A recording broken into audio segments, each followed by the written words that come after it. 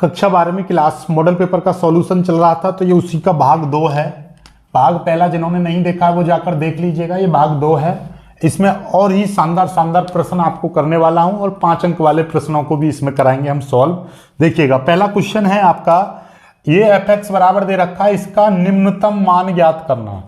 ये निम्नतम मान ज्ञात करना है, जैसे उच्चिष्ट और निम्निष्ट होता है ना, उस तरीके से। ठीक है, चलिएगा। तो इसमें क्या करना क्या होता है, जैसे कि आपका ये f(x) दे रखा है, कोई दिक्कत नहीं है। ये 3x की पावर 4 प्लस 4x की पावर 3 प्लस 12x² प्लस 12। इसका हम एक बार अवकलन करते हैं, एक बार अवकलन कर देंगे। 4 तिया 12, 12x की पावर 3 प्लस 4 तिया 12, 12x² और 12 दूनी 24 माइनस के 24x। इस तरीके से ये इसका अवकलन आ जाए, क्योंकि 12 का अवकलन 0। इसका दोबारा अवकलन कर देंगे हम, इसका दोबारा अवकलन कर देंगे तो ये 12 तिया 36, 36x², 12 दूनी 24 प्लस के 24x और ये माइनस के 24। इस तरह से बचेगा। ठीक है, कोई दिक्कत नहीं है। अब हम क्या करते हैं, सबसे पहले हम क्या कर देंगे, f1 यानी कि एक बार जो अवकलन किया है उसको 0 के बराबर रखेंगे, वहां से हम x की वैल्यू निकालते हैं। यहां से पहला स्टेप समझ में आ गया, 2 बार अवकलन करना है। फिर जो पहली बार अवकलन किया उसको 0 के बराबर रखेंगे, यानी कि इसको 12x की पावर 3 प्लस 12x² माइनस के 24x बराबर 0। सभी में से 12 कॉमन ले लेंगे, 12x कॉमन ले लो सीधे सीधे। तो यहाँ से 12 गया, x गया तो ये x² बचेगा। 12 गया, x गया तो यहाँ से प्लस का x गया, 12 गया, x गया तो यहाँ पे माइनस के 2 बचेंगे बराबर 0। ठीक है, ये 12x हो जाएगा। ठीक है, इसको और सॉल्व कर लीजिएगा। ये 12x है, इसको हम सॉल्व करेंगे, 2 के फैक्टर करेंगे जो कि 1 बनना चाहिए। तो 1 एकन मतलब 2 एकन 2, 2 में से 1 गया तो 1 बचेगा, यानी कि ये x² प्लस इसकी जगह पर हम लिख सकते हैं 2x माइनस x। ये माइनस के 2 हैं बराबर 0। ये 12x और ये x इसमें से कॉमन ले लेंगे तो यहाँ पर x प्लस 2 बचेगा। यहाँ से मैं माइनस का 1 कॉमन ले लूँगा तो ये x प्लस 2 बचेंगे, यहाँ पर ब्रैकेट बंद।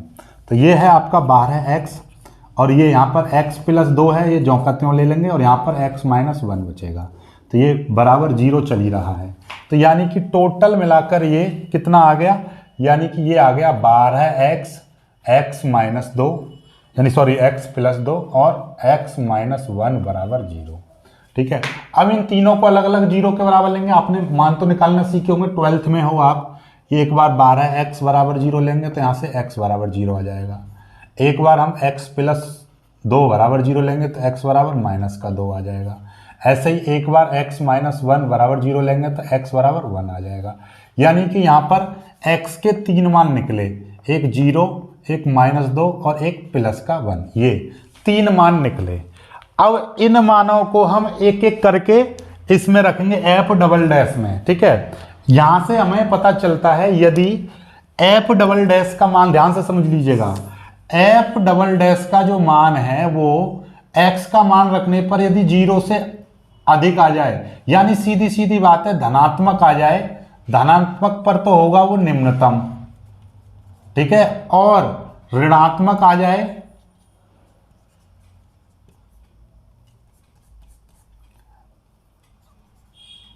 तो होगा उच्चतम। समझ में आई बात? यदि f" का मान 0 से अधिक यानी धनात्मक वैल्यू आए तो निम्नतम और ऋणात्मक आए तो उच्चतम, उल्टा रहता है ये। चलिएगा, तो पहले x बराबर 0 चेक करेंगे, कुछ यहां पे लिखेंगे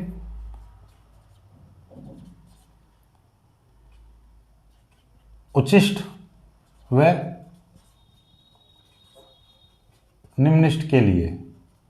उच्चिष्ट और निम्निष्ट के लिए हम क्या करते हैं, पहले x बराबर 2 पर चेक करेंगे, 2 पर f" यहाँ पे 0 रखेंगे, f" 0, यानी कि जहां जहां पर f" है वहां पे x आ रहा है, वहां पर हम 0 रखेंगे। तो ये पूरा टर्म 0, ये पूरा टर्म 0, यानी कि माइनस के 24 आ जाएंगे। और माइनस के 24 आ गए, और माइनस के 24 अपने आप में क्या है, ये 0 से कम है। जब 0 से कम है तो इसका मतलब ये है कि x बराबर 0 पर f(x) कैसा होगा, ऋणात्मक। मैंने बताया ना ऋणात्मक होगा तो ये उच्चतम होगा, यानी कि उच्चतम बोले तो उच्चिष्ट होगा।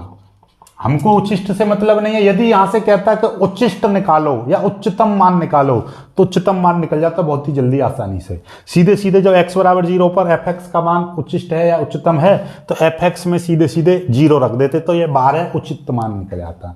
लेकिन हमको x बराबर 1 देखिए, x बराबर 1 पर चेक कर ले रहे हैं। अब हम x बराबर 1 पर चेक करेंगे तो यहां जहां पर ये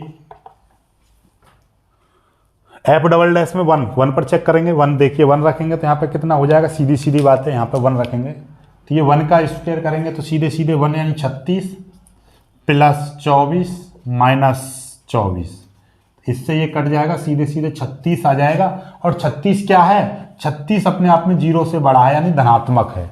धनात्मक है तो ये क्या आ जाएगा, निम्नतम। तो लिख देंगे x बराबर 1 पर fx निम्नतम होगा। तो अब निम्नतम मान निकालना है, निम्नतम मान। अब निम्नतम मान निकालना है तो सीधी सीधी बात, निम्नतम मान निकालेंगे तो यहां पर निम्नतम मान के लिए हम क्या करेंगे, f और यहां पर रख देंगे 1। जहां जहां पर x है वहां पर क्या रख देंगे, 1 रख देंगे। तो ये कितना हो जाएगा, 3 रह जाएगा। ये सीधे सीधे 1 का स्क्वायर करेंगे 3 हो जाएगा, प्लस ये कितना 4, फिर माइनस 12, ये प्लस के 12। तो इससे क्या हो जाएगा, इससे ये कट जाएगा, 3 और 4 7, ये 7 आ जाएगा। दिस इज योर निम्नतम वैल्यू, दिस इज योर निम्नतम वैल्यू। बात खत्म, यही है निम्नतम मान। बात समझ में आ रही है? चलिएगा, ये निम्नतम मान निकल आया आपका, एकदम है ना, एकदम लर्न टॉप सवाल इस तरीके से आपको ये करने होते हैं। सवाल आपका हो गया हल। फिर आगे बढ़ते हैं, अब हम आगे की वैल्यू करेंगे, आगे का सवाल निकालेंगे सीधे सीधे। चौथे का सवाल क्या कह रहा है कि 2i cap plus 3j cap plus 2k cap का i cap plus 2j cap plus k cap पर प्रक्षेप ज्ञात करो। ध्यान से समझ लीजिएगा, ये आपका एक वेक्टर है, इस वेक्टर का इस पर प्रक्षेप चाहिए। तो मैं आपको सीधे सीधे आपको बताऊं, देखिएगा, ये आपके यहां पर क्या है, एक वेक्टर है ये 2i cap plus 3j cap plus 2k cap, ये इसका इस पर प्रक्षेप चाहिए, यानी कि इस वाले पर i cap plus 2j cap plus k cap. ध्यान से समझ लीजिएगा, इस वेक्टर का यानी इसका इस पर प्रक्षेप चाहिए। जिस वेक्टर पर हमको प्रक्षेप निकालना होता है, देखो मैं पहले यहां पे सूत्र आपको लिखता हूं, a वेक्टर का b वेक्टर पर प्रक्षेप तो इसका फॉर्मूला होता है, ऊपर तो a vector dot b vector आएगा, नीचे जिस पर निकालते हैं पर वाला नीचे आता है, इस तरह से। तो हमको क्या चाहिए, यहाँ पर b वेक्टर का मॉड निकालना पड़ेगा। b वेक्टर का मॉड कैसे निकलेगा, ये देखिएगा, अंडर रूट ये i का, यानी i कितना 1 है तो 1 का स्क्वायर, j कितना है 2 है तो 2 का स्क्वायर, k कितना 1 है तो 1 का स्क्वायर। तो कितना हो जाएगा, ये 1 का स्क्वायर 2 दूनी 4 प्लस 1, तो कितना हो जाएगा, 4 1 5 और 1 6, अंडर रूट 6 हो जाएगा। बात खत्म, ठीक है। और हमको क्या चाहिए, a vector dot b vector भी चाहिए। a वेक्टर यानी 2i cap plus 3j cap plus 2k cap, इसकी डॉट प्रोडक्ट निकालनी है, i cap plus 2j cap plus k cap इसके साथ में। अब i वाले की i में मल्टीप्लाई करेंगे, 2 1 2, फिर 3 वाले की इसमें करेंगे 3 दूनी 6, फिर 2 1 2, तो कितना हो जाएगा, ये 6 2 8 2 10, ये आ जाएगा 10। तो प्रक्षेप कैसे निकलेगा, सीधी सीधी बात, a vector dot b vector का मान कितना है, a vector dot b vector का मान है 10, ये 10 आ गया। नीचे b वेक्टर का मॉड कितना है, under root 6। This is your answer.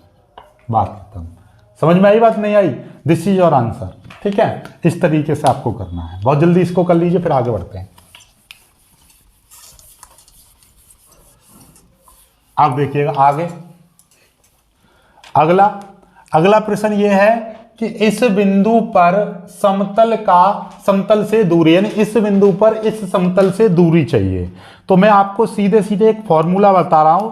बिंदु A पर देखिएगा, बिंदु A पर ध्यान से समझिएगा, बिंदु A वेक्टर पर समतल r vector dot n vector बराबर d से दूरी समतल, बिंदु A से समतल की दूरी का फॉर्मूला होता है डायरेक्टली ए वेक्टर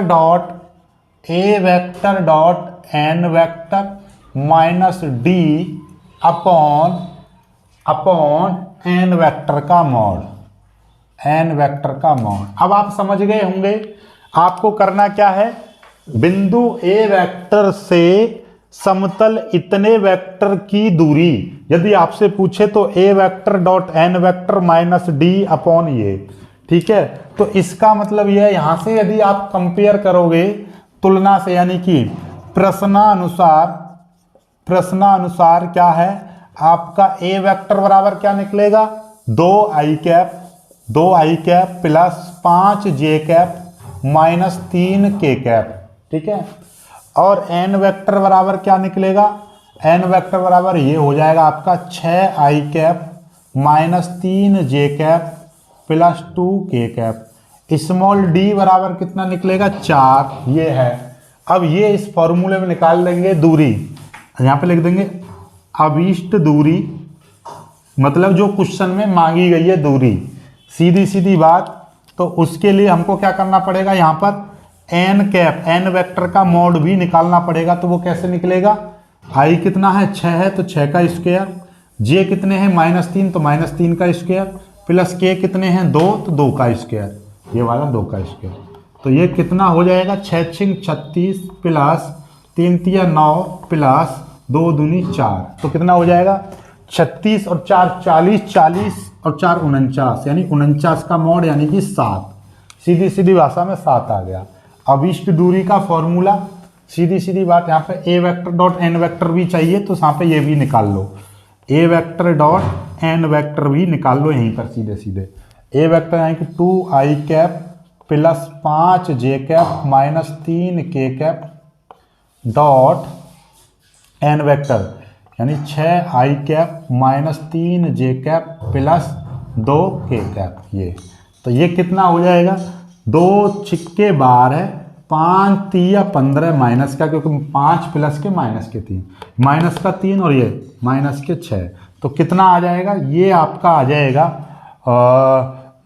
15 और 6 19, सॉरी 15 और 6 21, तो 12 माइनस 21 हो जाएंगे, 12 में से 21 जा नहीं सकते तो 21 में से 12 घटा लो तो माइनस के 9, याद से समझ लिए माइनस के 9, कोई दिक्कत नहीं, टेंशन समझ लो। तो अब फॉर्मूला लगा देंगे अभीष्ट दूरी, यानी कि आप ये पूरा फॉर्मूला लिख दीजिएगा समतल, ये पूरा फॉर्मूला फिर से लिख लीजिएगा नीचे, ठीक है। तो क्या है formula, A vector dot N vector minus small D upon N vector का मॉड, ये है। चलिएगा तो यहाँ पे ये वैल्यू रखेंगे हम, तो A vector dot N vector की वैल्यू माइनस का 9, फिर माइनस स्मॉल डी की वैल्यू कितनी है 4, ठीक है, और एन वेक्टर का कैप कितना है 7 है, ये आ जाएगा, ठीक है। तो अब होगा क्या, देखिएगा ये मॉड, दूरी कभी भी कैसी होती है, दूरी कभी ऋणात्मक नहीं होती, इसलिए मॉड लगा देंगे, मॉड मतलब सभी दूरियों को प्लस कर देता है। तो 9 और 4 कितने हो जाएंगे 13, माइनस का 13/7 इस तरीके से, और ये कितना हो जाएगा माइनस, दूरी कभी माइनस में नहीं होती इसलिए प्लस, तो 13/7 इकाई, इतना लिख देंगे, दिस इज योर आंसर, बस इतना लिखना है आपको, दिस इज योर आंसर। तो बात समझ में आ गई होगी आपको, ठीक है। अब यदि यहीं से पूछेगा कि मूल बिंदु से इसकी दूरी, मूल बिंदु का मतलब क्या है कि यहाँ पर 0,0,0 आएंगे तो यानी ये पूरी दूरी 0 हो जाएगी, तो माइनस डी बट्टे एन वेक्टर, तो माइनस लगाएंगे ना तो सीधे डी वेक्टर बट्टे एन वेक्टर का मॉड, ठीक है। डी वेक्टर मूल बिंदु से आपसे कहेगा तो सीधे डी वेक्टर बट्टे एन वेक्टर। यदि यहीं से आपका ये कहता, ये बिंदु ना दे रखा होता, कहता कि मूल बिंदु से दूरी निकालो, तो यहाँ पर सीधे एन, डी कितना है 4 है, डी 4 है और नीचे आएगा 7, नीचे एन वेक्टर का मान 7, तो ये आपका उत्तर हो जाता। समझ में आई बात नहीं आई, मूल बिंदु से।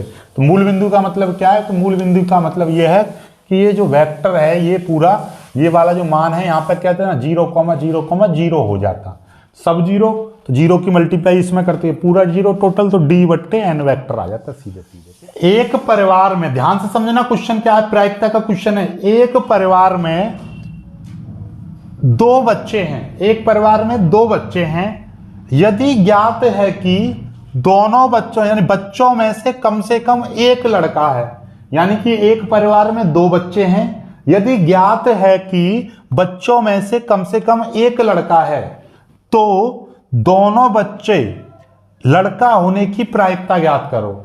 यानी कि दोनों बच्चे लड़का हैं इसकी प्रायिकता आपसे पूछिए। क्वेश्चन को समझ लो एक बार और कि एक परिवार में दो बच्चे हैं, यदि उनमें से कम एक लड़का है तो दोनों बच्चे लड़का होने की प्रायिकता आपसे पूछी है। बहुत ही शानदार क्वेश्चन है, पहले ध्यान से समझो।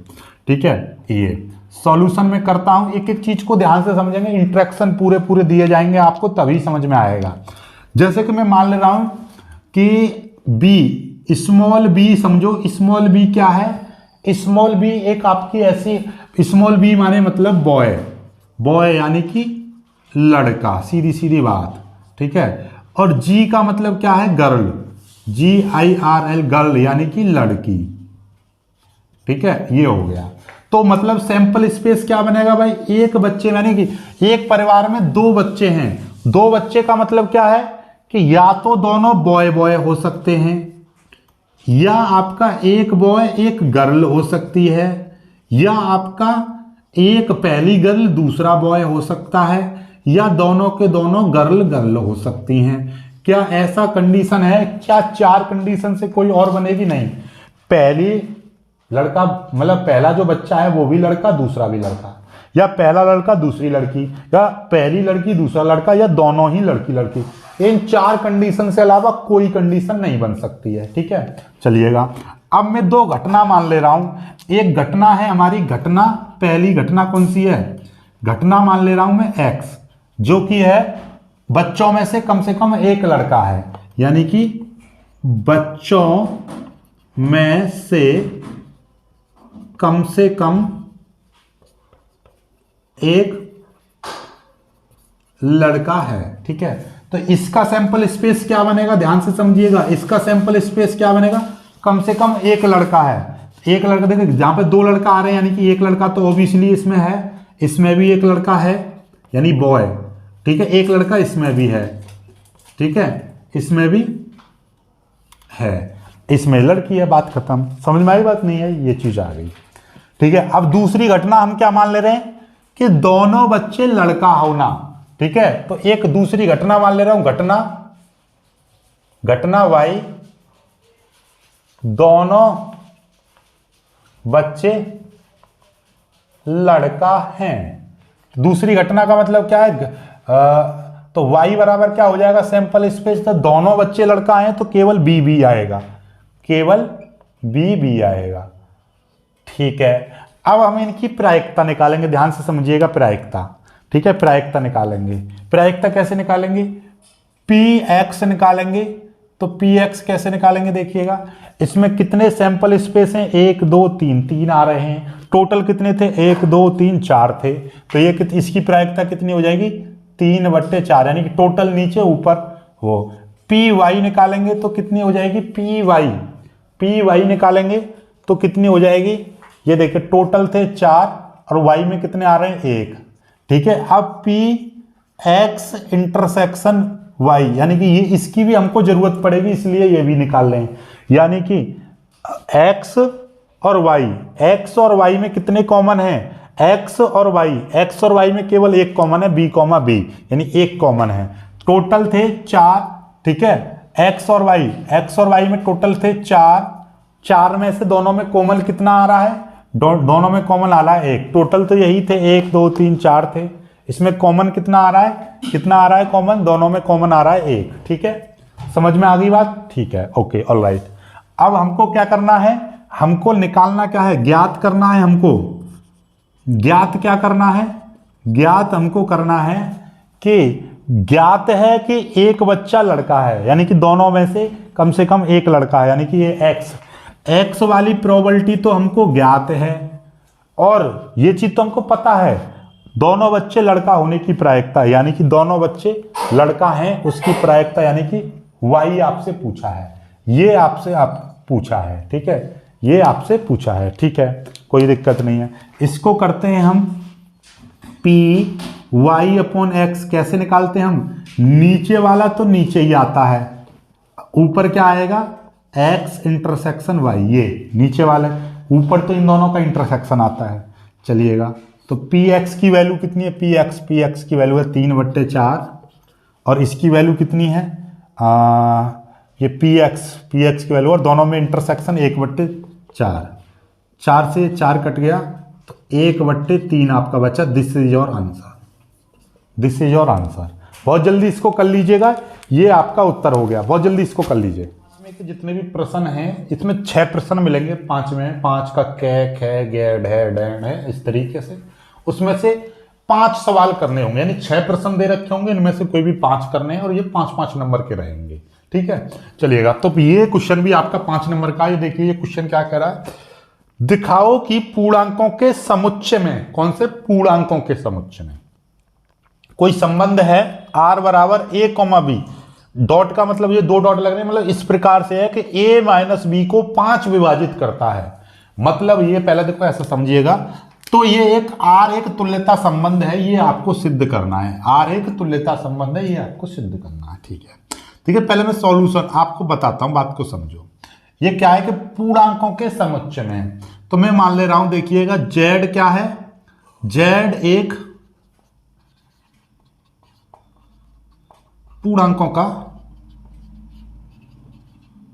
समुच्चय है। पूर्णांक का मतलब समझते हो, पूर्णांक का मतलब ये है, पहले यहां पे दे जान लो, 0 1 2 3 इस तरीके से अनंत तक जाएंगे ये, ऐसे ये -1 -2 -3 डैश, ये भी अनंत तक। ये होता है पूर्णांकों का समुच्चय। ठीक है, इसमें एक संबंध दे रखा है। संबंध कौन सा, संबंध क्या दे रखा है, संबंध दे रखा है इसमें r।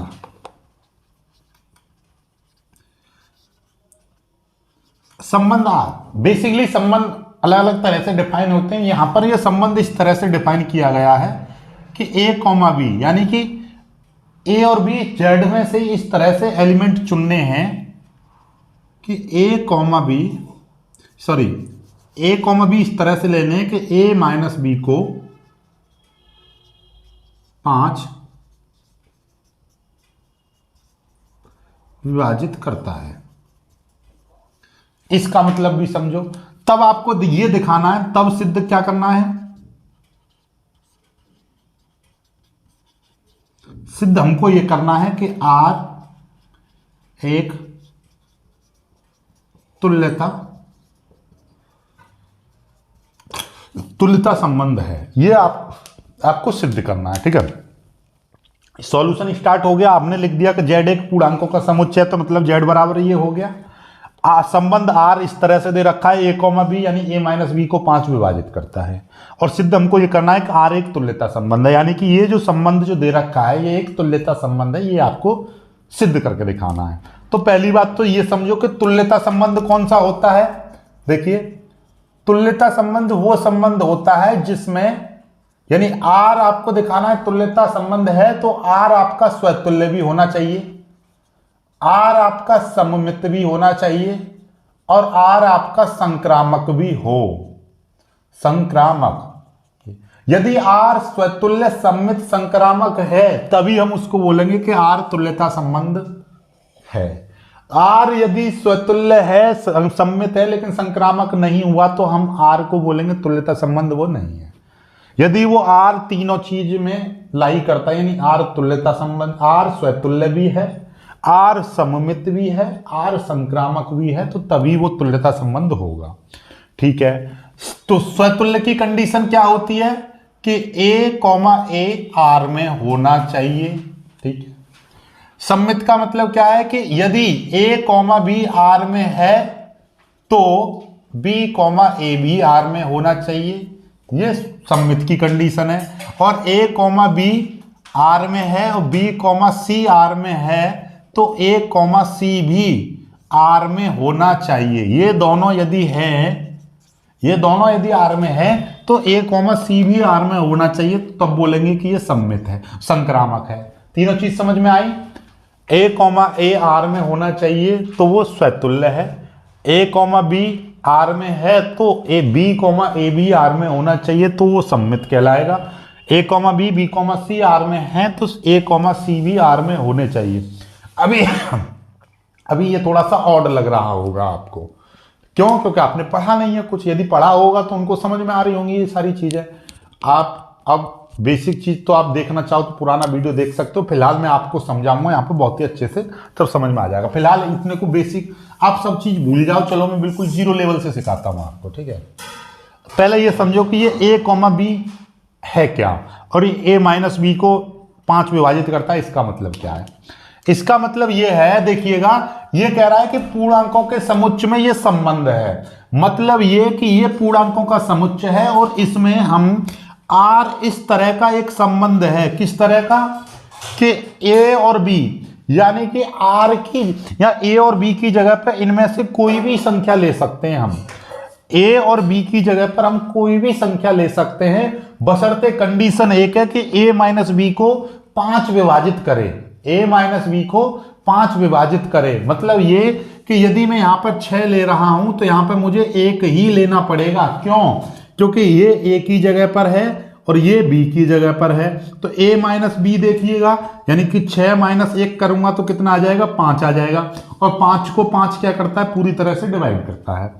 यदि मैं यहां पर 7 लूंगा तो मुझे यहां पर 2 ही लेना पड़ेगा। क्यों? 7 में से 2 जाएंगे तो 5 बचेगा। यदि मैं यहां पर आपका 15 लूंगा तो मुझे यहां पर 5 ही लेना पड़ेगा, क्योंकि 15 में से 5 जाएंगे तो 10 बचेंगे, और 10 5 से पूरा डिवाइड होता है, विभाजित होता है। तो इस तरह से अब आगे बात समझ में, यानी कि यहां पर कोई भी 2 एलिमेंट हो सकते हैं जो कि z से, लेकिन कंडीशन एक है कि बस a माइनस बी, यानी इस वाली संख्या, पहली संख्या में से दूसरी संख्या यदि घटाओ तो वो 5 से घटनी चाहिए, यानी 5 से विभाजित होनी चाहिए।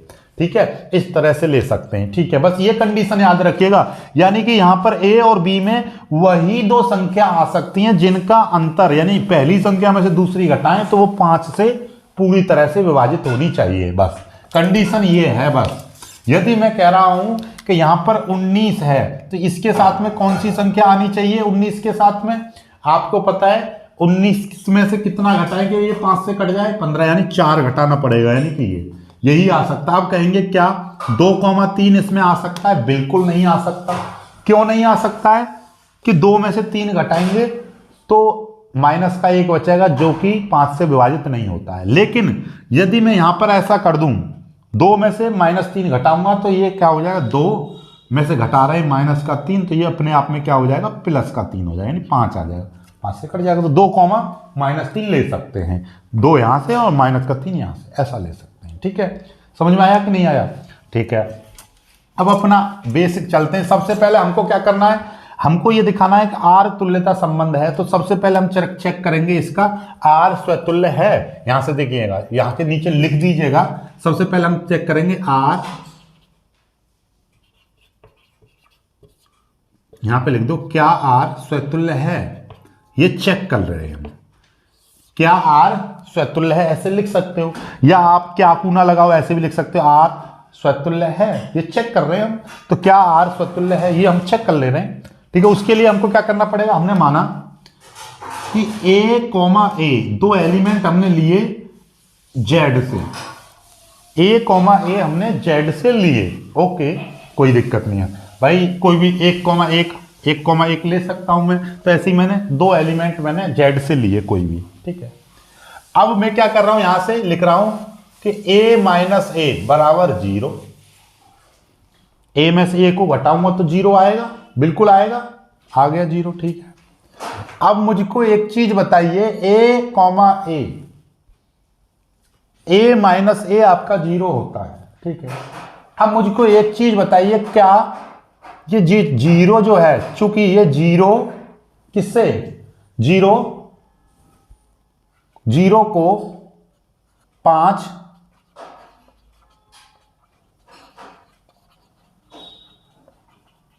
विभाजित करता है।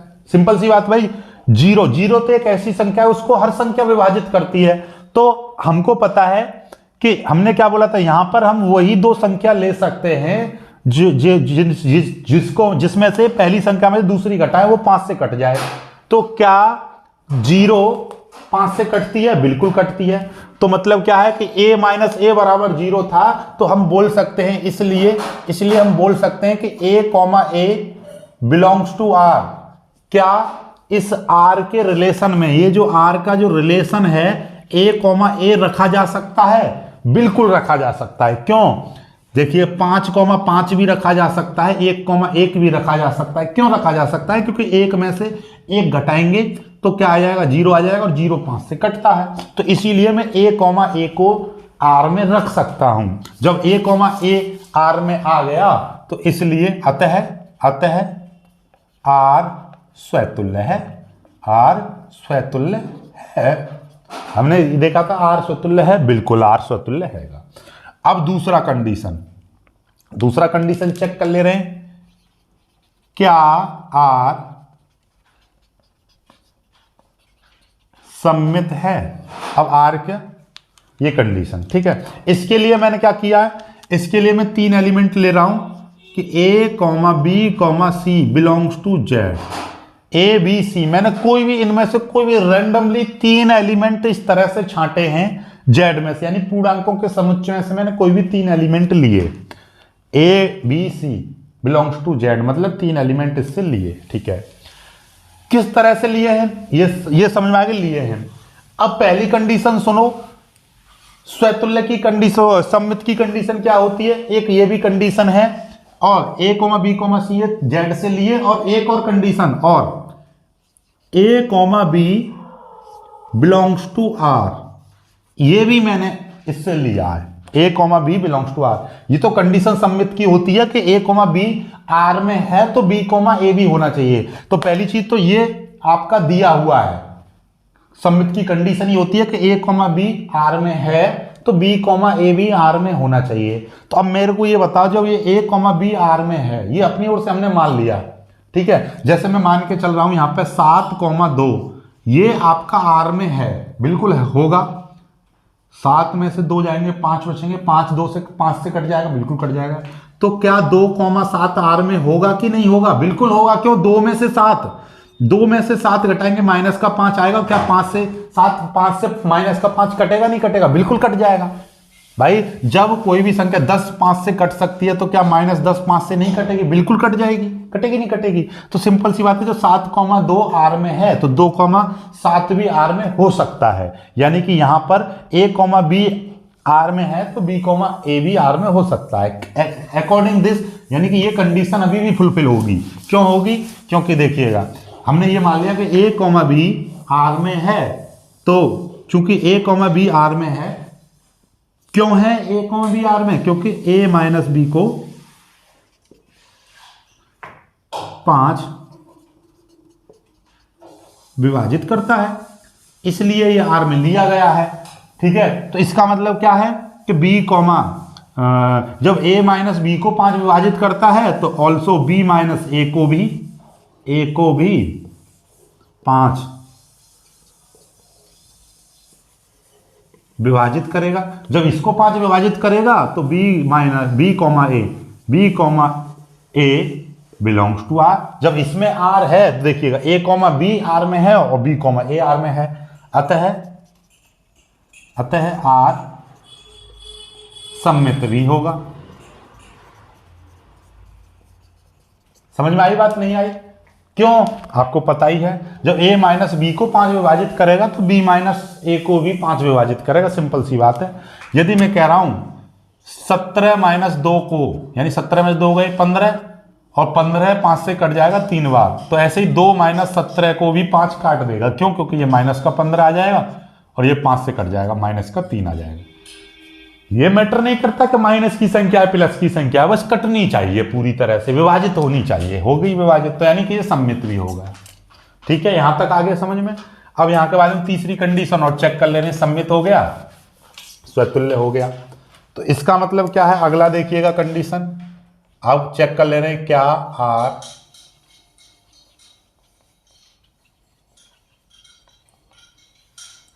क्या आर संक्रामक है। उसके लिए हम क्या करेंगे? उसके लिए हम फिर से वही 3 एलिमेंट लेंगे, a, b, c belongs to z। इस तरह से लिए हैं कि a, b belongs to r, ये हमने a, b belongs to r। इसका मतलब क्या है? जब a, b r में है तो इसका मतलब यह है कि a माइनस b को 5 विभाजित करता है। दूसरा a कॉमा बी आर में है और b कॉमा सी भी आर में है, ये हम मान के चलते हैं ना। तो इसका मतलब क्या है कि b माइनस सी को 5 विभाजित करता है। मैंने क्या बताई थी, संक्रामक के लिए क्या होता है, a कॉमा बी आर में होता है और b कॉमा सी आर में होता है। अब आपका a कॉमा सी भी आर में होना चाहिए तभी संक्रामक होगा। अब देखो a कॉमा सी का मतलब क्या है कि a माइनस सी को 5 विभाजित करना चाहिए। देखो विभाजित कैसे करेगा। अब मुझको एक चीज बताइए, यदि ध्यान समझिएगा 10 को 5 काट रहा है 2 बार, इस 15 को 5 काट रहा है 3 बार, तो आप मुझे बताइए दो संख्या है, एक 15 और एक 10। 10 को भी 5 काटता है, 15 को भी काटता है, तो क्या 10 प्लस 15 को काटेगा नहीं काटेगा 5? बिल्कुल काटेगा, क्योंकि ये हो जाएंगे 25 और 25 को 5 काट देगा 5 बार। ठीक है, मतलब ये है कि यदि कोई संख्या 5 से कट रही है, एक दूसरी संख्या भी 5 से कट रही है, तो उनका योगफल भी 5 से कटेगा। तो इसका मतलब क्या है कि a कॉमा बी आर में है, तो इसका मतलब a माइनस बी को 5 विभाजित करता है। b कॉमा सी आर में है, तो इसका मतलब b माइनस सी को 5 डिवाइड करता है, यानी विभाजित करता है। तो इसका मतलब यह है कि एक संख्या इसको समझ लो, एक संख्या इसको समझ लो, यानी कि a माइनस बी को 5 विभाजित करता है और b माइनस सी को 5 विभाजित करता है। तो अतः हम कह सकते हैं कि a minus B plus b minus C मतलब क्या हो जाएगा, इसका मतलब ये हो जाएगा, इसको यदि हम जोड़ेंगे तो इसका मतलब ये हो जाएगा a minus B plus b minus c. b से b कट जाएगा, जिसका मतलब a माइनस सी बचा। a माइनस सी को b 5 विभाजित करेगा, करेगा कि नहीं करेगा? बिल्कुल करेगा। हमने क्या बताया, जब a माइनस बी को 5 विभाजित करता है, b माइनस सी को 5 विभाजित करता है। इसका मतलब ये हुआ कि a minus B plus b minus, यानी इस संख्या और इस संख्या के योगफल को भी 5 विभाजित करेगा। इन संख्या और इस संख्या का योगफल कितना आ रहा है, a minus B plus b minus c. b से b कट गया, नहीं a माइनस सी बचा। जब a माइनस सी को 5 विभाजित करता है, तो इसका मतलब क्या है, जब a माइनस बी को 5 विभाजित करता है तो a कॉमा बी आता है, तो a माइनस सी को काटेगा, तो इसका मतलब क्या है कि a comma c also belongs to r। यही कंडीशन आई ना, a कॉमा बी आर में, b कॉमा सी आर में, तो a कॉमा सी भी आर में आ गया। इसका मतलब अतः r संक्रामक है। अब r का आपको पता चल गया, स्वतुल्य भी है, सम्मित भी है, संक्रामक भी है। तो नीचे लिख देंगे अतः r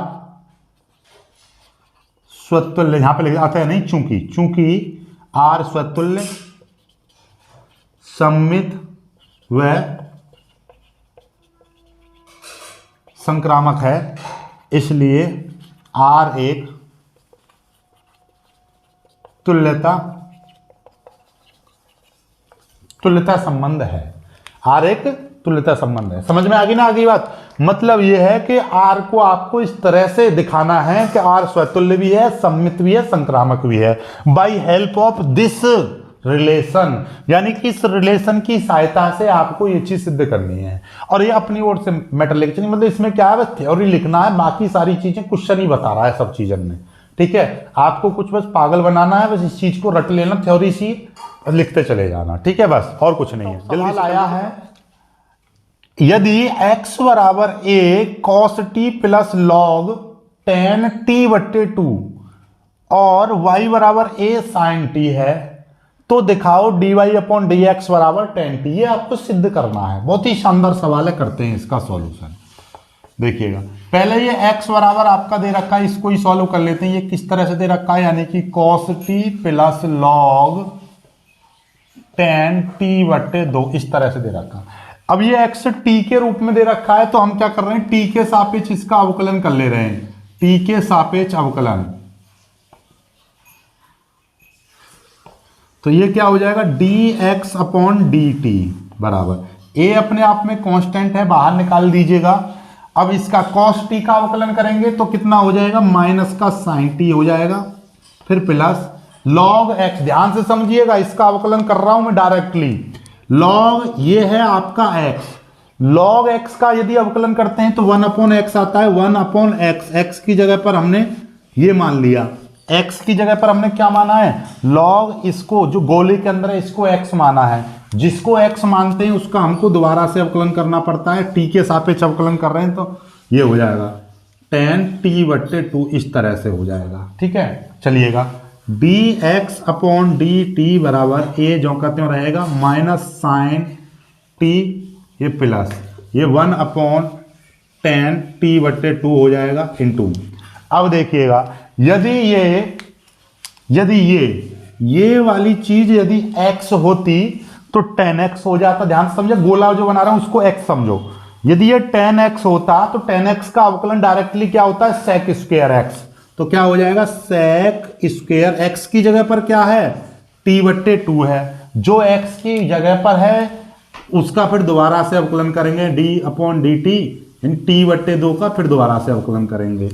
ठीक है, तो ये कितना हो जाएगा, a जो कहते हैं रहेगा माइनस ये है आपका साइन t प्लस ये कितना हो जाएगा, ये हो जाएगा sec स्क्वायर t/2 अपॉन ये है आपका, इसको भी हम थोड़ा सा लिख देंगे, साइन बट्टे कॉस कर देंगे, इसको 1/cos कर देंगे। ठीक है, चलिएगा इसको मैं थोड़ा सा मिटा दे रहा हूं। इसको देखिएगा, ये वाला जो sec स्क्वायर था तो देखिएगा sec थीटा बराबर होता है आपका 1/cos थीटा। ठीक है, तो इसकी जगह पे देखिए, और ये tan, ये है आपका 1/ ये tan था, तो tan की जगह पे क्या आ जाएगा, साइन बट्टे कॉस, तो यानी ये आ जाएगा sign t/2 upon cos t/2 आ जाएगा इनटू ये कितना है, ये 1/ ये हो जाएगा cos स्क्वायर t/2 आ जाएगा। ठीक है, sec स्क्वायर थीटा बराबर क्या हो जाएगा, 1/cos स्क्वायर थीटा इनटू ये 1/2 अपने आप में आ जाएगा इनटू, और t का मान हो जाएगा 1, यानी कि ये t का t के सापेक्ष हो जाएगा 1, और यहाँ पर सीधे 1/2 बचेगा, और इस t का हो जाएगा अवकलन 1। ठीक है, इसको थोड़ा सा और सॉल्व करेंगे हम। dx/dt बराबर यदि निकालना चाहें तो ये तो जो का त्यों रहेगा, और ये देखिएगा ये नीचे वाला cos ऊपर चला जाएगा, ये पहले ये माइनस का साइन t जो कहते हो प्लस ये cos t/2 ऊपर चला गया, नीचे रह गया साइन t/2 हो जाएगा इंटू ये 1/cos स्क्वायर t/2 आ जाएगा इंटू 1/2 आ जाएगा। ये 1/2 बचा, बात खत्म। ठीक है, चलिएगा अब देखिएगा यहाँ से cos t/2 से ये कट जाएगा स्क्वायर, तो ये कितना बचेगा, dx/dt बराबर ये a जो कहते हो माइनस ये हो जाएगा साइन t प्लस ये 1/, ये नीचे कितना बचा, ये 2 है गुणा में 2, और ये तो इसको लिख देंगे 2, आगे लिख देंगे sign t/2 into cos t/2। ये अपने आप में फॉर्मूला हो जाए 2 sine theta into cos theta, sine 2 theta, क्या देखिएगा साइन 2 थीटा का फॉर्मूला क्या होता है, sign theta into cos theta. ऐसे ही साइन साइन थीटा/2 है, या यहाँ पे आप सीधे यहाँ पे लिख देंगे साइन थीटा का मान क्या होता है 2, ये देखिए साइन 2 थीटा का formula 2 sine theta into cos theta. Sine theta बराबर फॉर्मूला होता है साइन थीटा/2 इंटू कॉस थीटा/2। ये 2 फॉर्मूले हैं, साइन 2 थीटा बराबर 2 sine theta into cos theta, और साइन थीटा बराबर होता है 2 साइन थीटा/2 कॉस थीटा/2। ये इस रूप का दे रखा है 2 साइन थीटा/2 कॉस थीटा/2, मतलब 2 साइन थीटा/2 कॉस थीटा/2 मतलब साइन थीटा। तो ये फॉर्मूला किसका हो जाएगा अपने आप में, ये डायरेक्टली ये माइनस का साइन t हो जाएगा प्लस ये 1/ कितना हो जाएगा, साइन t हो जाएगा। इस तरह से 1/ साइन t का फॉर्मूला, साइन t का फॉर्मूला खोलेंगे तो 2 साइन t/2 कॉस t/2। ठीक है, इस फॉर्मूले के अकॉर्डिंग। ठीक है, इन दोनों को लिखना चाहो तो लिख सकते हो आप साइड में। ठीक है, ताकि एग्जामिनर को पता चल जाए कि हमने कौन सा फॉर्मूला लगाया। ठीक है, dx/dt बराबर, अब इसको थोड़ा सा और सॉल्व करना चाहो तो ये a जो कहते हो रहेगा, नीचे आप साइन t एलसीएम ले लेंगे तो साइन t की इसमें मल्टीप्लाई करेंगे तो माइनस साइन स्क्वायर t हो जाएगा प्लस का 1, इस तरह से आ जाएगा। ठीक है, ये आ जाएगा आपका। अब ये dx अपॉन dt बराबर इसको a, इसको थोड़ा सा और मॉडिफाई करके लिख दूं तो एक को आगे लिख दूंगा माइनस ये साइन स्क्वायर t अपॉन ये कितना हो जाएगा नीचे साइन t, इस तरह से आ जाएगा। 1 minus sine square theta cos square theta होता है। 1 माइनस साइन स्क्वायर थीटा क्या होता है, कॉस स्क्वायर थीटा। तो ये हो जाएगा a into cos square T upon नीचे आ जाएगा साइन टी। ये आपकी वैल्यू निकल आई, ये आपका कॉस स्क्वायर इस तरह से, ठीक है, ये ठीक है, ये आपकी निकल आई dx बट्टे dt की वैल्यू निकल आई a into 1 minus sine square theta cos square theta, यानी कॉस स्क्वायर टी बट्टे नीचे साइन टी आ गए। इस चीज को याद रखिएगा बस, ठीक है, इस चीज को यहां पर आप याद रख लीजिए। आगे बढ़ेंगे आप, हमारा पहला काम हो गया, याद रख लीजिएगा dx अपॉन dt का मान इतना निकल आया। अब हम दूसरा काम करने जा रहे हैं, हम किसका काम निकालने जा रहे हैं अब, ये अभी तो हमारा x बराबर निकला था, y बराबर इसको सिद्ध करेंगे, ठीक है। जल्दी से इसका स्क्रीनशॉट ले लीजिएगा, हर चीज आपको बहुत ही बारीकी से बताई है बस, ठीक है। अब देखिएगा ये आपका y बराबर, अब ये आपका दे रखा है y बराबर क्या दे रखा है, a sin t है। इसका यदि मैं t के सापेक्ष अवकलन करूंगा, t के सापेक्ष अवकलन, तो इसका क्या हो जाएगा dy अपॉन dt। तो इसका करूंगा a तो जो का त्यों रहेगा, साइन t का अवकलन करूंगा तो क्या हो जाएगा cos t, ये आ जाएगा, सिंपल सी बात। अब आपको पता चल गया dx अपॉन dt का मान इतना, dy अपॉन dt का मान इतना। हमको क्या चाहिए था, हमको dy अपॉन dx चाहिए था। तो dy अपॉन dx निकालेंगे तो हम क्या करेंगे, देखिए dy आ रहा है तो dy वाला ये वाला टर्म लेंगे, यानी कि dy अपॉन dt, नीचे x है तो x वाला टर्म लेंगे, यानी कि dx अपॉन dt। इस तरह से बात तो वही है, dt से dt कट जाएगा तो dy अपॉन dx। इसी तरीके से हम करते हैं ऐसे सवालों को। y वाला टर्म है तो y के साथ dt आ रहा है तो ऊपर ले लेंगे, x वाला टर्म नीचे चाहिए हमको तो x वाले टर्म का ये है। क्यों, क्योंकि अब हमारे पास में ये वैल्यू हैं। कौन कौन सी वैल्यू हैं, यहां से मिटा दे रहा हूं इसको, ठीक है। कौन कौन सी वैल्यू हैं हमारे पास, देखिएगा, हमको निकालना था dy अपॉन dx की वैल्यू निकालनी थी ये। अब देखिएगा, अब आपको सीधी सीधी भाषा में dy अपॉन dt की वैल्यू कितनी है, a इंटू कॉस टी, ये है। और dx अपॉन dt की वैल्यू कितनी है, a into cos square T upon sine T, ये है, ठीक है। अब देखिएगा ध्यान से, a से तो a कट गया और यहां पर ये बचेगा कितना, ये देख लीजिएगा, ये बचेगा, ये कॉस ऊपर साइन ऊपर चला जाएगा तो ये हो जाएगा cos t into sine t, और नीचे आ जाएगा आपका कॉस स्क्वायर टी। कॉस से कॉस स्क्वायर वाला कट गया तो ये बचेगा sine t upon cos t, sine बट्टे कॉस को हम बोलते हैं टेन टी। तो dy अपॉन dx बराबर आपका आ गया टेन टी। यही चीज सिद्ध करनी थी, प्रूव्ड। ऐसे सवाल बहुत ही आसानी से प्रूव हो जाते हैं, बस थोड़ा सा इत्मीनान रखना है और आगे बढ़ते चलना है। बेशीदा सा बना था बीच में सवाल, लेकिन सवाल हो गया आपका हल। बहुत ही शानदार सवाल था, स्क्रीनशॉट लीजिएगा। फिर आगे बढ़ते हैं, आपके अगले सवाल को हम कराते हैं बहुत ही जल्दी से। अब आपका किसका आएगा सवाल आएगा आपका समाकलन का। बहुत जल्दी इसको कर लीजिएगा, जल्दी से करते हैं। बहुत ही शानदार सवाल आ रहा है। 5 में का गए 0 से पाई बट्टे 2 under root cot x upon 1 plus under root cot x dx बराबर क्या, इसका मान निकालना है। हालांकि सवाल में ये पाई बट्टे 4 दे रखा है, पर मुझे ऐसा लग रहा है कि यहाँ पर पाई स्क्वायर बट्टे 4 होना चाहिए। कोई दिक्कत नहीं, अभी सवाल करेंगे सॉल्व, अपने आप पता चल जाएगा यहाँ पर पाई स्क्वायर है या पाई है, ठीक है। चलिएगा इसको सॉल्व करते हैं। ऐसे सवालों को सॉल्व करने के लिए हम पहले इसको क्या मान लेंगे, माना आई मान लो, कोई दिक्कत नहीं है। इंटीग्रेशन हम निकाल रहे हैं तो इसलिए हम आई से प्रदर्शित इसको कर लेंगे, जिससे आपका मन करे। आई ज़्यादा बेटर रहता है, इसलिए ये है अंडर रूट, ये है आपका कॉट एक्स, नीचे है 1 प्लस अंडर रूट, ये भी आपका कॉट एक्स है इंटू डी एक्स। ये यहाँ पर कॉट की जगह पर 10x भी आ सकता है, तो घबराना नहीं है, पहले इसको तोड़ लो। कॉट को क्या बोलते हैं, साइन बट्टे कॉस बोलते हैं, इसीलिए हम इसको तोड़ लेंगे। तो 0 से पाई बट्टे 2 ये हो जाएगा अंडर रूट कॉस एक्स बट्टे नीचे आ जाएगा साइन एक्स, ऐसे ये 1 प्लस ये कितना हो जाएगा, ये भी आपका अंडर रूट कॉस एक्स बट्टे ये हो जाएगा साइन एक्स इंटू ये डी एक्स। अब ये अंडर रूट में है, सबको अलग अलग कर दीजिएगा, ये 0 से पाई बट्टे 2, जैसे ये हो जाएगा ऊपर अंडर रूट कॉस एक्स बट्टे अंडर रूट साइन एक्स, ऐसे ही नीचे 1 प्लस ये हो जाएगा अंडर रूट कॉस एक्स, ये हो जाएगा under root sine x into ये हो जाएगा डी एक्स।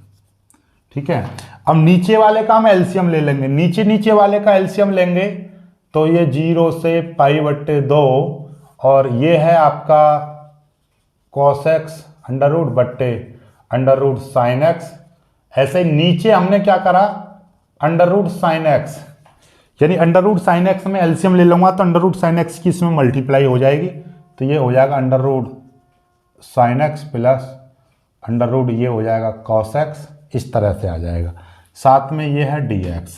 ठीक है, चलिएगा अब अंडर रूट साइन एक्स से under root sine x cut जाएगा तो आई बराबर आपका आ जाएगा 0 से पाई बट्टे 2 और ये आपका बचेगा अंडर रूट कॉस एक्स और नीचे बचेगा under root sine x plus under root cos x. इस तरीके की कंडीशन बन जाएगी।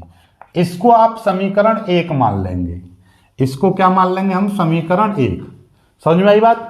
ये कभी कभी सवाल यहीं से स्टार्ट होता है, यहां से यहीं से दे देगा, तो ये चीज एक्स्ट्रा करिए हमने, कोई दिक्कत नहीं है। समझ में आई बात?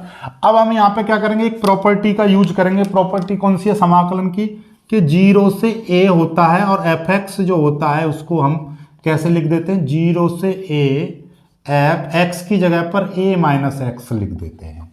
क्या है, यदि 0 से a लिमिट दे रखी है, fx दे रखा है, तो 0 से लिमिट में कोई चेंज नहीं करते, x की जगह पर a माइनस एक्स रख देते हैं। ये समाकलन की प्रॉपर्टी है। ठीक है, चलिएगा, तो इसीलिए हम यहाँ पर i इजिकल टू 0 से a की जगह पर कितना पाई बट्टे 2 है। अब ये जहां जहां पर x है, जैसे cos x है तो cos x की जगह पर पाई बट्टे 2 माइनस x की जगह पर पाई बट्टे 2 यानी कि a माइनस एक्स था, a माइनस एक्स, तो यहाँ पर a की जगह पर पाई बट्टे 2 है, ये पाई बट्टे 2 तो पाई बट्टे 2 माइनस एक्स, नीचे ये साइन a की जगह पर पाई बट्टे 2 माइनस एक्स। ठीक है, ऐसे प्लस, और ये है आपका cos इस a की जगह पर, ध्यान से समझे, ये वाला a, तो इसकी जगह पे पाई बट्टे 2 माइनस एक्स, इस तरह से लिख दिया। ठीक है, साथ में ये क्या है आपका dx है। ठीक है, कोई दिक्कत नहीं है। अब ये अपने आप में फिर से फॉर्मूला बन गया, cos पाई बट्टे 2 का मतलब 90, cos 90 minus theta, cos 90 minus theta क्या होता है, cos 90 minus theta sine theta, तो ये हो जाएगा अंडर रूट साइन एक्स। ठीक है, ऐसे ही है sine 90 minus theta cos theta यानी कि कॉस एक्स, एक्स है फिर प्लस, ये फिर से cos 90 minus theta sine theta यानी कि साइन एक्स, साथ में है डी एक्स। जब ये प्रॉपर्टी लगा देते हैं और लगाने के बाद इसको सॉल्व कर देते हैं फॉर्मूले को, तो इसको समीकरण 2 मान लेते हैं। ये समीकरण 2 आ गई, ये समीकरण 1 और समीकरण 2। हमेशा 2 समीकरण बनती हैं और दोनों समीकरणों को हमेशा हम जोड़ते हैं। क्या करते हैं, जोड़ते हैं, हमेशा जोड़ना है समीकरणों को। समीकरण प्रॉपर्टी को लगाने से पहले वाली समीकरण और समाकलन की प्रॉपर्टी लगाने के बाद जो समीकरण आती है, दोनों को हमेशा हम जोड़ते हैं। ठीक है, मैं यहां से जोड़ूंगा, इधर की साइड में पहले यहां तक कर लीजिएगा। ठीक है, इसको मिटा दे रहा हूं मैं, तो यहां पे लिख दूंगा मैं समीकरण 1 व समीकरण 2 को जोड़ने पर, समीकरण 1 और समीकरण 2 को जोड़ेंगे तो i और i कितना हो जाएगा, 2i, i और i हो जाएगा 2i।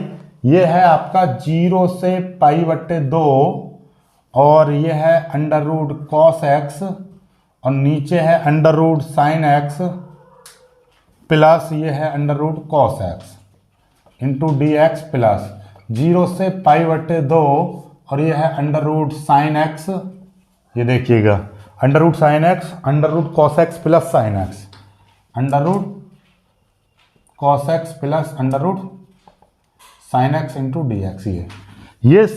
ये आई और आई 2i हो गया, इधर ये पूरा लिख दिया और ये पूरा लिख दिया, यानी कि ये इधर वाला समीकरण 1 और ये समीकरण 2, दोनों को जोड़ दिया। इसको मिटा दे रहा हूं, अब कोई आवश्यकता है नहीं इसकी। ठीक है, बस इसी को ही सॉल्व करना है, जो भी कुछ करना है। ठीक है, तो ये कितना हो जाएगा 2i बराबर 0 से पाई बटे 2, 0 से पाई बटे 2, ये मैंने कॉमन ले लिया अलग बाहर और ये ब्रैकेट लगा दिया। ठीक है, और ये dx और ये dx था तो ये मैंने dx इधर निकाल दिया। अब यहाँ पे क्या बचेगा, ये चीज़ बचेगी अंडर रूट कॉस एक्स, नीचे बचा under root sine x plus और ये भी अंडर रूट कॉस एक्स, इस तरह से बचा। ठीक है, समझ में आई बात नहीं आई? अब देखिएगा ध्यान से, चलो ये देखिए कॉस एक्स साइन एक्स था, ये ऊपर कॉस एक्स पहले आ रहा है, नीचे ये साइन एक्स, तो भाई प्लस वाले में तो बदल देते हैं ना, प्लस वाले में बदल देते हैं। तो मैं जैसे कि कॉस एक्स साइन एक्स था तो इस कॉस एक्स को मैं पहले लिख दे रहा हूँ ऐसे कॉस एक्स प्लस, और ये वाला साइन एक्स को मैं पीछे लिख दे रहा हूँ। कोई दिक्कत? जैसे कि 4 + 2 है तो मैं इसको 2 + 4 लिख सकता हूँ, बात कोई दिक्कत नहीं है। पर मेरा एक देखने में अच्छा सा लगेगा, जैसे ऊपर कॉस एक्स है, ये साइन एक्स है, यहाँ पे मैंने कॉस एक्स साइन एक्स कर दिया, ये भी कॉस एक्स साइन एक्स है, तो इसलिए मैंने ये आगे पीछे कर दिया है। फिर ये प्लस, क्योंकि dx तो बाहर चला गया। अब ये कितना है, ये आपका अंडर रूट साइन एक्स है, नीचे आपका under root cos x plus ये है अंडर रूट साइन एक्स। ठीक है, अब देखिएगा ये नीचे वाला और नीचे वाला समान हो गया, cos x plus sine x, cos x plus sine x. जब ये समान है तो हम यहाँ पे नीचे क्या कर लेंगे, एलसीएम ले लेंगे। 0 से पाई बटे 2 अलग ही है, ये नीचे मैंने एलसीएम ले लिया under root cos x plus under root sine x. जब दोनों में सेम है तो ऊपर वाला भी सेम ले लेंगे हम, ये है under root cos x plus ये है अंडर रूट साइन एक्स। कौन सा? अंडर रूट कॉस एक्स, ये वाला प्लस लगा अंडर रूट साइन एक्स। जब नीचे वाला सेम है, जैसे कि 4/2 और ये 5/2 है, तो हम नीचे वाला 2 ऐसे लेंगे और 4 + 5 ऊपर, जो करते हो रहेगा। ठीक है, तो इसी तरीके से इंटू ये dx है। अब मुझे एक चीज़ देखो जरा ध्यान से, ऐसे अलग अलग मत काटना। ऊपर देखिए, ऊपर दे रखा है 4 + 2, नीचे भी दे रखा है 4 + 2, तो इसका मतलब ये ऐसे मत करना 2 से 2 4 से 4 नहीं, ये अपने आप में एक ब्रैकेट, ये अपने आप में ब्रैकेट है, दोनों की वैल्यू जोड़ेंगे, ये 6 नीचे 6 6 6 कट गया, या फिर इस पूरे ब्रैकेट से पूरा ब्रैकेट कट गया, तो इसका मतलब इसको एक ब्रैकेट मान लो under root cos x plus under root sine X, ऐसे इसको एक ब्रैकेट मान लो under root cos x plus under root sine X. तो इस पूरे ब्रैकेट से ये पूरा ब्रैकेट कट जाएगा, तो बचेगा कितना, ये आपका बचेगा 2i बराबर 0 से पाई बट्टे 2, और यहाँ पे सिर्फ और सिर्फ 1 बचेगा इंटू dx। यहाँ पूरे से पूरा ब्रैकेट कट गया तो यहाँ पे सिर्फ 1 बचा इंटू dx। अब इसका समाकलन हम कर देंगे डायरेक्टली, तो 2i बराबर 1 का समाकलन करेंगे तो कोई सी कांस्टेंट का समाकलन करते हैं तो सीधे सीधे x आ जाएगा 0 से पाई बट्टे 2। 2i = x का मतलब क्या है, यहाँ पर पाई, x की जगह पर रख देंगे पाई बट्टे 2 माइनस और ये रख देंगे 0। ठीक है, तो क्या आ जाएगा, एक बार अपर लिमिट माइनस, एक बार लोअर लिमिट, जहाँ जहाँ पर x है एक बार ऊपर वाली लिमिट, फिर माइनस, फिर नीचे वाली लिमिट, तो ये 2i बराबर पाई बट्टे 2 आ जाएगा। तो i = कितना आ जाएगा, पाई बट्टे 4, 2 की मल्टीप्लाई हो जाएगी पाई बट्टे 4। यही तो हमको प्रूव करना था। प्रूफ यहाँ पर क्या था, मैं आपसे कह रहा था कि पाई स्क्वायर नहीं, पाई ही है, कितना है, पाई बट्टे 4। ये चीज़ ही आपको प्रश्न में दे रखी थी, यही चीज़ आपको प्रूव करनी है। चलिएगा, आज काफ़ी बड़ा वीडियो हो गया है, वीडियो को लाइक करके शेयर जरूर कीजिएगा। अब इसका तीसरा पार्ट आएगा, तीसरे पार्ट में 5-5 अंक के सारे प्रश्न खत्म हो जाएंगे, फिर उसके बाद में अगला चौथा पार्ट आएगा जिसमें 8-8 नंबर के सारे प्रश्नों को खत्म कर दूंगा। तो ये पूरा मॉडल पेपर 4 भागों में हो जाएगा। ठीक है, आई होप कि आपको ये समझ में आया होगा अच्छे से, और इम्पोर्टेंट क्वेश्चन की सीरीज चली रही है, उसको भी देखते रहिएगा। बस यही काम करना है। अब आप देखिएगा 2-4 दिन बाद जब पेपर आपको हाथ में मिलेगा, तब आप देखना कि आप कितना कर पा रहे हो। जो मैंने कॉन्सेप्ट बताए थे उन कॉन्सेप्ट के सवाल पेपर में आए या नहीं आए, जो मैं सवाल करा रहा हूँ ये सवाल फंस रहे हैं या नहीं फंस रहे हैं, ये जरूर देख लीजिएगा। 4-5 दिन आपको पता चल जाएगा। जय हिंद।